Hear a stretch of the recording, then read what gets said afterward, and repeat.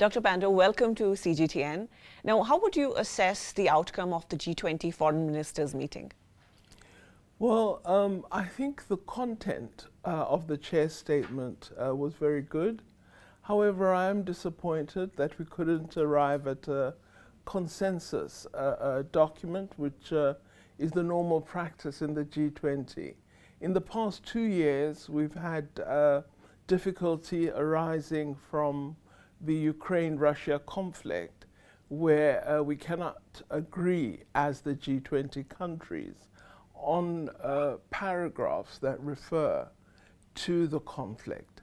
And this has somewhat affected, I think, the consensus character of the G20. And it's something I believe we must give serious attention to, because we're a body that has really worked on being coherent and on shared consensus. So if there are issues permitted to cause a division, I think it would harm the nature and character of the G20. Now, South Africa very recently concluded naval drills with China as well as Russia in the Indian Ocean.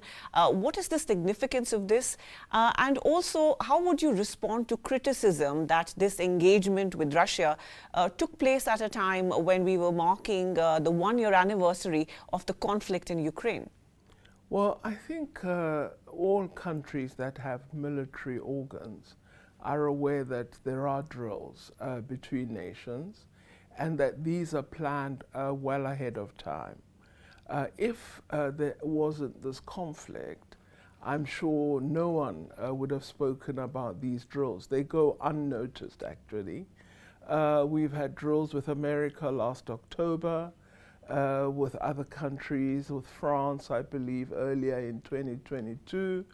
But nobody said a word about this. But now that there's this conflict, we are supposed to cut off all ties with Russia and China, which we find very odd.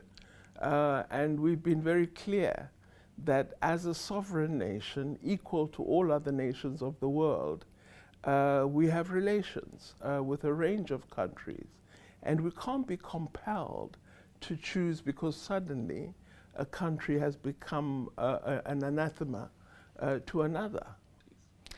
Now, as an influential voice in the continent, what is South Africa's opinion on China's 12-point peace plan, which shares guidance on how the conflict can be ended? Well, I think every contribution to seeking a diplomatic outcome is important. China is an influential voice, and when China speaks, the world does pay attention. So I think that this step has been taken as important, and hopefully it begins to set the pace, and others would follow, would look at it.